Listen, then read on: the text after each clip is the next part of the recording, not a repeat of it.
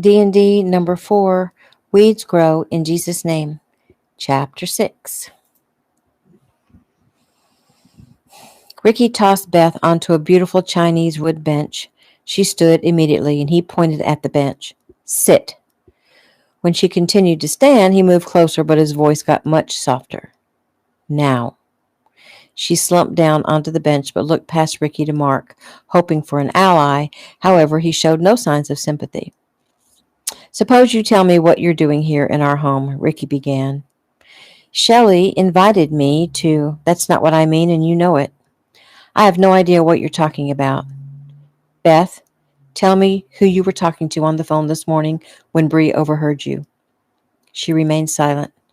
Need I remind you that you were caught stealing the day Shelley brought you here? I have no problem sending you on to jail right now. She was? Beth looked toward Mark, then glared at Ricky. So? Shelley didn't care about that. She sees people for how they really are. And this is how you repay her for her kindness? She rose. I had to do what I had to do. I'm sorry that Shelley is being hurt. That's not my fault. It's yours. Mine? You're not making any sense. Let's go back to my original question. Who were you speaking to on the phone this morning? She frowned. My ex-boyfriend. And what were you telling him? Again, that's none of your business. I guess it would be Mark's business, though, wouldn't it? Why would it? She said. Because Bree told me you were talking about how you had your way with the kid. I can only surmise that you were speaking about my brother here. To Mark's credit, he remained stone-faced as he leaned against the wall. She pouted. So I was bragging a little to my ex. So what? He watched her eyes. I don't believe you. I don't care if you believe me. Well, you'd better care. I'd be happy to have you arrested for theft, or my father would. Shelley won't let. Shelley is out of the picture.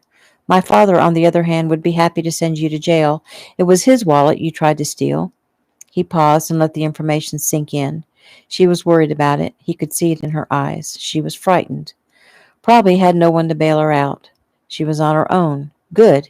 He could use that. Now, let's get back to the phone call. Why would you tell your ex about your little escapade with Mark? Beth rose and paced back and forth between Ricky and Mark.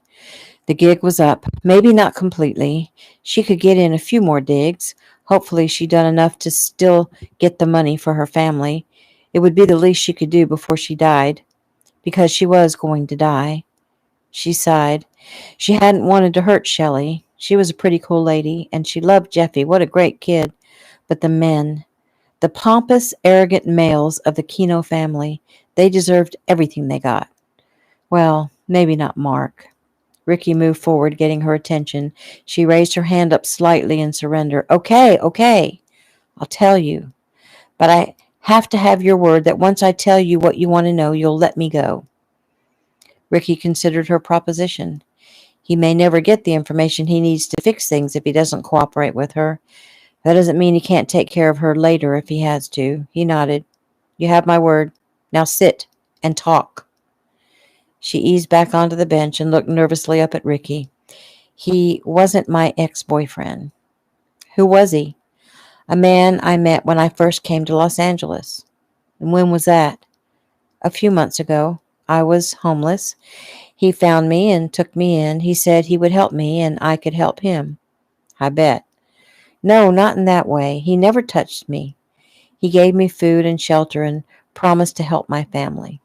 Help them how? My father, he's sick. He's dying of cancer. My mother is going to lose the house, and all us kids, I have an older sister and 2 brothers, we're working to keep the bills paid, but it was just too much. He said he would take care of everything for us. And what were you supposed to do for him? Infiltrate your family, cause trouble, report back to him anything that might help him.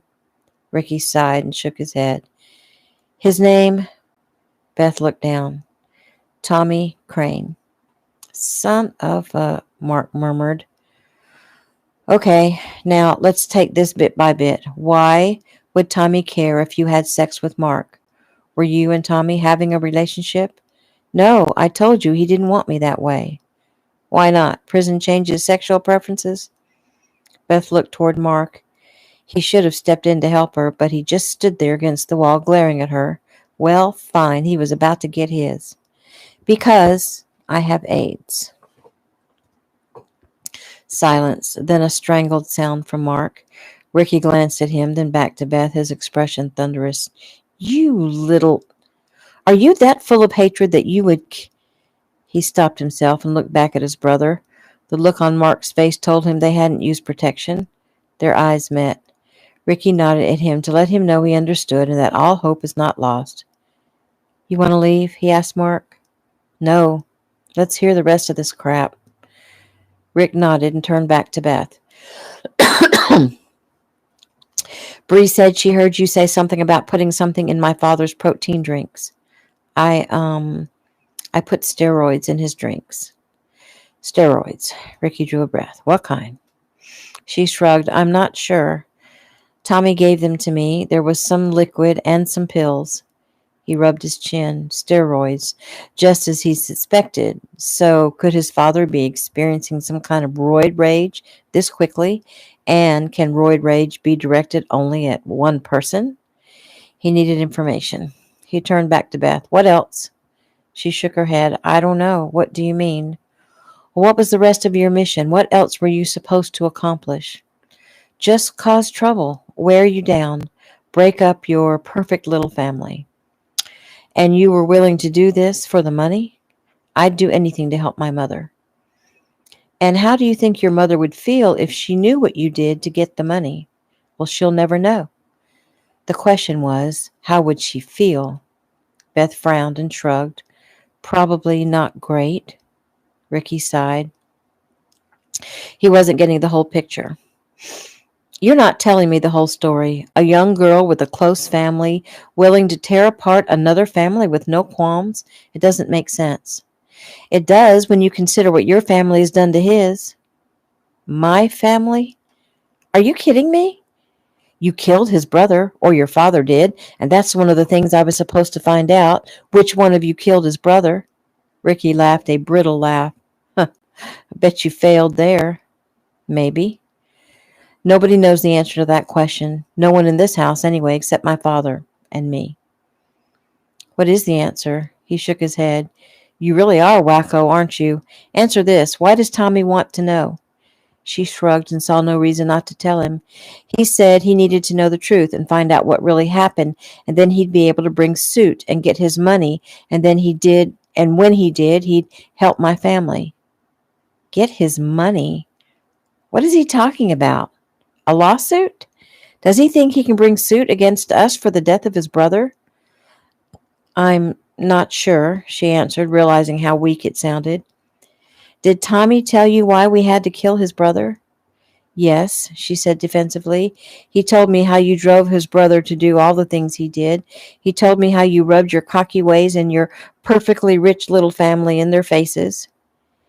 Did he mention that the Crane brothers are stinking rich themselves? She paled. No. He said they'd always been poor, just like my family. Ricky put both his hands to his head and walked away. Dear God, will this ever freaking end? He turned back to Beth.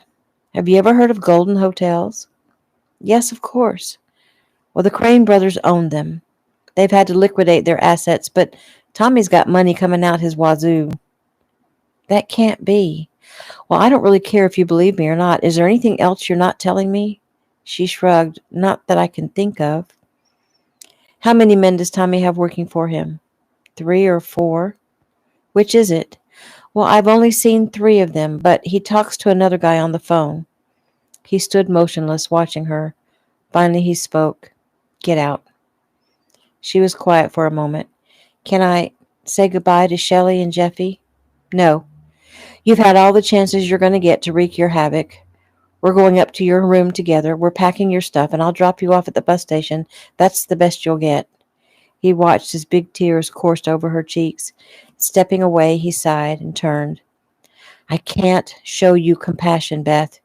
You knew what you were doing when you had sex with Mark and when you put steroids in my father's drinks, and you came here with an intent to destroy my family. How can I show you compassion? I will do this, though. I'll give you some advice. Go home. Get as far away from Tommy as you can. Tommy has a twisted grudge against our family. Go home, Beth. New scene. Ricky punched the end button after his conversation with Bree. He was on his way home after running his mission to the bus station. He'd instructed Bree and Mark and Joey to meet him in Bree's room. Bree told him Shelley was awake and getting her and Jeffy all dressed up for Mark's big night out. She said it broke her heart to see how nervous Shelley was about choosing the right dress, hoping it would please Eric. When he got home, he went straight to Bree's room, feeling the immense pressure his father must feel to know that all these people depend on you. Where's Mark? He's coming. I asked him to tell me what happened, but he said he would wait for you. What is said in this room here today is absolutely confidential. That's a decision I've made, and I take responsibility for it. Everyone got it? Yes, Bree and Joey answered. Mark came in, his face pale, his eyes red. Bree patted the bed next to her, but he chose to sit on a chair across the room. So what's going on? Bree asked. The suspense is killing me. Ricky took the reins and told them about the conversation with Beth. Bree and Joey conveyed the expected sentiments. Okay, so let's talk about a plan of action. Concerning Mark, it doesn't necessarily mean he has AIDS. We'll have him tested. I think after that there's a waiting period, like 2 or 3 months before the second test. We'll find out for sure. He turned to Mark. So during that wait time, I don't suppose I have to tell you to not have sex. Mark didn't speak, but blinked his eyes to show he understood. He turned back to Bree and Joey. After the first test, then I think it's like so many times over the course of a year. Like I said, we'll find out exactly. I'll make an appointment soon with a doctor who will keep it secret. I'll pull some strings if I have to. We'll not let this get us or him down. We'll be his support when he feels low. Well, how you feeling right now, bro? Joey asked, because I feel like I want to tear something apart. Mark smiled at his little brother. They'd always been so close. They were in sync on most things, and this was no exception. You would feel that way. Fortunately, there are no classmates around for you to jump on. Really, Mark, Bree said softly, what are your thoughts? I'm a little scared, you know. This is my last season of football in high school. If things go as expected, I'll play at a Division I college. And if things go well there, I could end up in the NFL. All that could be taken away because I was stupid. You didn't know, Joey defended. Well, I forgot to use protection. I wasn't thinking.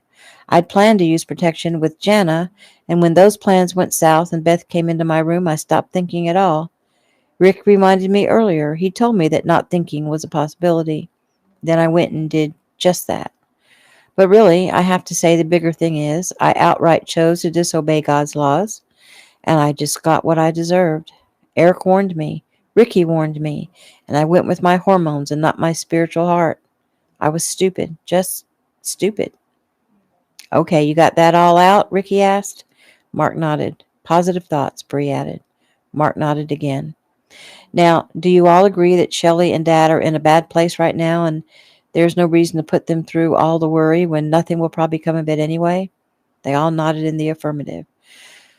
So do you really think that the steroids in Eric's protein drinks are what's causing him to be so down on Mom? Joey asked. I don't know what else to think. Now that Beth is gone, he should snap out of it. We need more information. Why don't you do some internet research? I think I'm going to get Dad to call Dr. Chin. Who's going to tell Eric and Mom and Jeffy why Beth is no longer with us? Bree asked. Ricky looked up at her with a hopeful face. Bree sighed. Okay, I got that. Tell them about Tommy. I think we all need to know the danger, even Jeffy. Let's wait to tell them about the steroid thing. I want to be nearby when Dad finds out that little piece of information. Bree glanced at her watch. Eric should be home by now, and we all need to get ready to go out for Mark's birthday dinner. I'll get dressed and try to speak to them before we leave. Ricky nodded. Let's do it. New scene. Tommy hadn't spoken to her the entire way back to the house. She could tell he was angry. She hoped it was directed toward the Kinos and not her. She'd gone inside the bus station and sat on a bench and thought long and hard. She couldn't go home. Ricky didn't understand. She couldn't. She had nowhere else to turn. Tommy had always been kind to her. He couldn't be the bad guy Ricky seems to think he is. It was all so confusing. Well, she really didn't have a choice, did she? She couldn't go home and she couldn't go back to the Kinos, and that left Tommy. Once she'd made the decision, she called him immediately, and Ricky had given her $500 and told her to go home. He hadn't even asked where home was. That would be because he didn't care. She glanced over at Tommy as they pulled into the drive of a small brick home. It was old and run down. The yard was overgrown. Tommy said when he got the money he was going to fix it all up. Ricky had said the Cranes were rich. She wondered what happened to the money. She didn't dare ask what with him being in such a bad mood. They still didn't know about the CD, Beth said, breaking the silence. They still don't know about the CD, Beth said, breaking the silence. Tommy glanced at her. They don't? No. I led them to believe that Eric was acting like he was because I put the steroids in his drinks, and they accepted that. Tommy smiled. Good. That's real good, Beth. I guess you did a fairly decent job after all. Thanks. I hope it was good enough. Our deal is still on, right? Sure. Where are the roids? Ricky took them. He searched my stuff. He got your cell phone number off my phone. Tommy nodded. I would expect nothing less. They think they'll be able to track me, but I already tossed my old phone. They entered the house. The moment they walked inside, Tommy's demeanor changed. He grabbed Beth and slammed her against the wall. I did my best, Tommy. I swear I did. He was looking at her in a strange way. He moved close. He towered over her. He was much larger than Ricky and much more intimidating. She tried to swallow her fear, and she began to panic. Remember that I have AIDS, Beth said quickly. I remember. You've messed everything up. I'm thinking it's the least you could do for me. You had no problem doing the kid. No, Tommy, you don't want to take the chance. He started laughing. You're right. I don't. New scene. Bree looked around the table at the people she loved most in the world. Dinner was strained, and she was sure Mark would note it down as the worst birthday ever. Along with their family, there was Justin, who was Eric's best friend and the family lawyer. Jason, who was Justin's younger brother and the head of Ameritech Security. Jason's wife, Angel, who was Shelley's best friend, and their daughter, Kimmy. Jeffy and Kimmy kept up a steady strain of conversation, with Jeffy asking for adult input whenever she could. Jeffy had an IQ of 192, but she was still a little girl, just a brilliant little girl. And sometimes she became exasperated with other little girls who couldn't understand what she was talking about. Mark's and Joey's moods were subdued, and they spoke very little. Justin sat on the other side of her mom, involving both her and Eric in conversation. Jason and Angel filled Ricky in on their latest doings, and Ricky looked her way and she smiled at him. He'd stepped in and taken on the responsibility of the family with both feet. She was tremendously grateful for that. He was a very good man. How could she not have feelings for him? The question is, what are those feelings?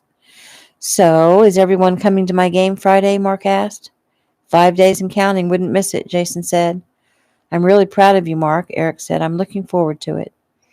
Has everyone heard Eric's latest news? Justin asked. No, but we have a feeling you're about to tell us, Ricky said. Celebrity Times magazine is doing a feature on your dad. They're very interested in what makes him tick and how he built his businesses, his wholesome way of life. Next Saturday, Eric and Shelley are going to dinner with Jillian Knight to get the ball rolling. Oh, my goodness, Shelley, Angel said. You are so lucky. Do you know what you're going to wear? Shelley shook her head. I can't decide. We have to go shopping. How about Tuesday while the kids are in school? I think I can do that, she said, looking anxiously at Eric. He only rolled his eyes at her. Ricky caught Justin's eye, and Justin shook his head. At that moment, the woman they'd spoken of approached the table. Well, hi there, Kino family, she said in her deep, sultry voice. Everyone nodded politely, and Eric stood. Everyone, this is Jillian Knight.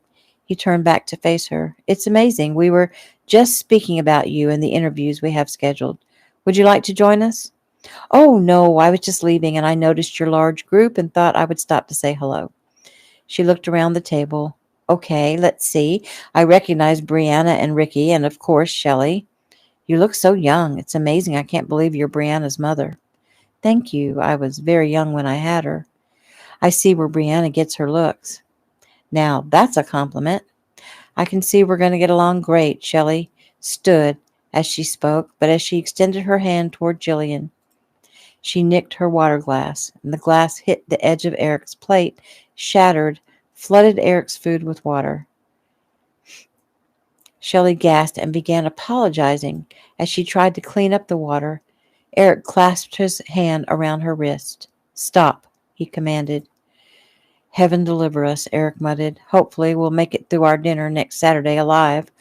One never knows with Shelley along. He motioned for a waiter, and Jillian said her goodbyes. Shelley sat, stunned. She didn't look at anyone. She couldn't force herself to hold her head up. She felt like a complete idiot. It's okay, Mommy, Jeffy said. I sometimes spill my milk, and Daddy says to never cry over spilled milk. Shelley smiled at her but didn't respond. She was afraid if she opened her mouth she would cry. On her other side, Justin's hand covered Shelley's where it lay on her thigh, and he squeezed her hand. Eric, Justin said after the mess had been cleared, I was thinking about spending a few days at your house. You know, get away from the city for a while, breathe in the ocean. What do you say? Got room for an old friend? Well, you don't even need to ask, Justin, Eric said. You're always welcome, if you can stand Shelley's cooking. There was nervous laughter, and Shelley stood with as much dignity as she could muster and excused herself. She headed to the restroom, and Bree and Angel immediately joined her. In the restroom, Bree filled her mom and Angel in on the steroid thing. Angel was stunned. Shelley was somewhat comforted. She wiped tears from her eyes, trying not to mess up her makeup. So, it's just a matter of time then, and this will all be over? Hopefully, Bree said. Well, why only hopefully? Well, we're trying to get more information. He's having awfully powerful reactions for just a little bit of juice she was putting in his drink. And usually roid rage isn't aimed at just one person. This is all my fault, Shelley said. I brought that girl into our home. They knew you would, Mom. They played on that. You're a warm-hearted person. I hope you never change. Back at the table, Ricky asked Jason to join them at the house for a meeting with Justin and his father. And when Eric questioned his son, Ricky asked that he wait until later tonight after the women and boys have gone to bed. He definitely wasn't looking forward to that conversation. New scene. Ricky drew a breath as he looked his father over. A nod from Jason and Justin gave him the courage to go on. I know Bree spoke with you and Shelley today about what Beth's been up to. She said Tommy put her up to infiltrating our family and stirring up trouble. Ricky nodded. Yes. Fortunately, I was able to force her to tell me the truth before she caused too much damage. Unfortunately, some of the damage she caused was to you, Dad. What do you mean? Have you noticed how irritable you've been lately? Twice this past week you mentioned you had a headache. You never have headaches. Okay, yes, you're right about that. I have been feeling a little under the weather, maybe a little anxious. Well, Beth was putting steroids in your protein shakes. Steroids? Anabolic steroids? Yes, and I confiscated them from her bags. I've turned them over to Jason, and he's having tests run on them to see how potent they were. Eric was silent as he digested the information. Ricky finally broke the silence. I imagine you're going to want to have some tests done yourself, to see what is actually in your system. Eric nodded. I know, Eric, Justin began, that you are adamant about what you put in your body.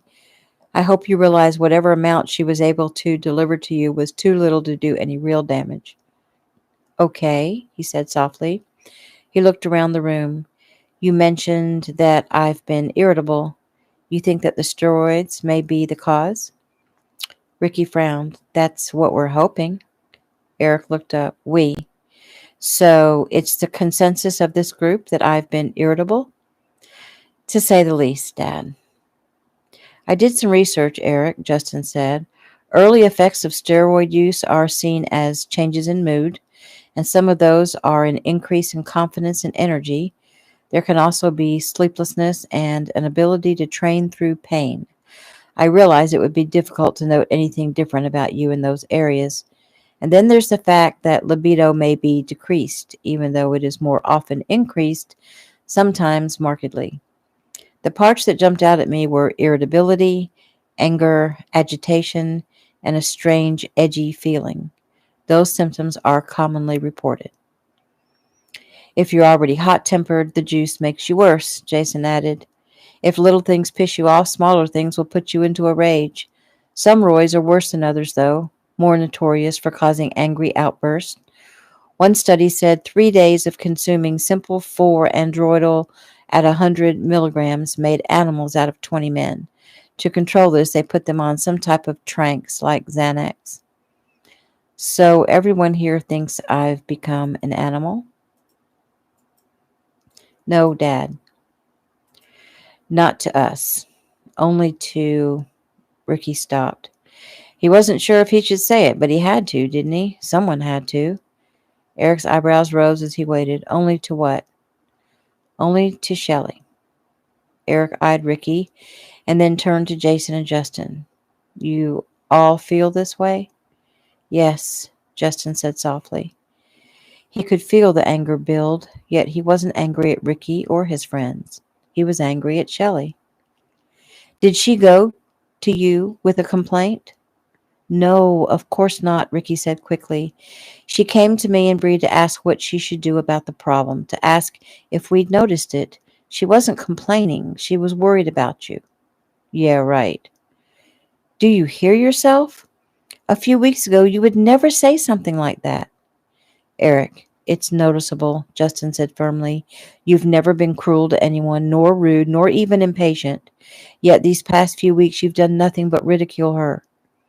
We don't blame you, Eric, but we need to find the cause. And until then, you need to think about what you're saying, what you're doing concerning Shelley. Eric tapped his fingers against his mouth as he thought. It was hard for you to come to me with this, he finally said. Extremely, Ricky replied. It's a touchy subject to speak with a friend about how they're treating their spouse, Justin said. But this is not normal circumstances. We know you.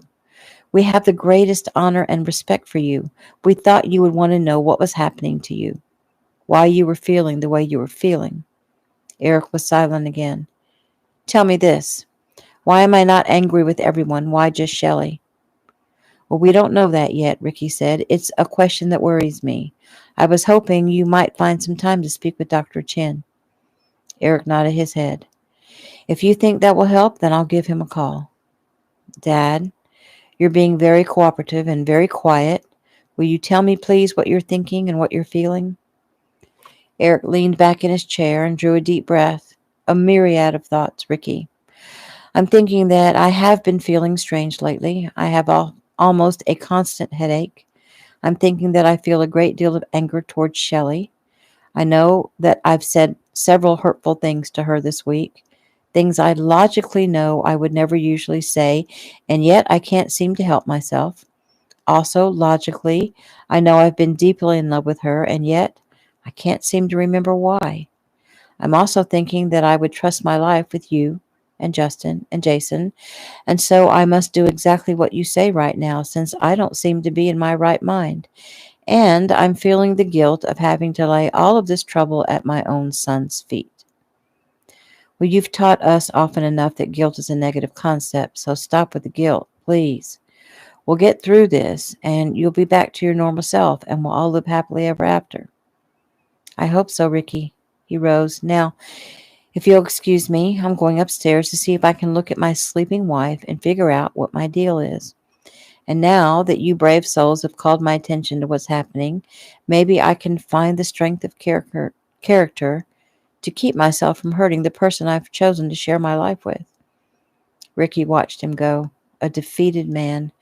Once Eric was out of earshot, Ricky whirled to face Justin and Jason. I'm going to kill him. I assume you're speaking of Tommy Crane. There's more to this than steroids, isn't there? Ricky asked. My educated guess would be yes. I can't figure it out, Justin said. I'll be staying all week. Maybe we can make some progress. Ricky nodded. Thanks, guys. You've always been there for us.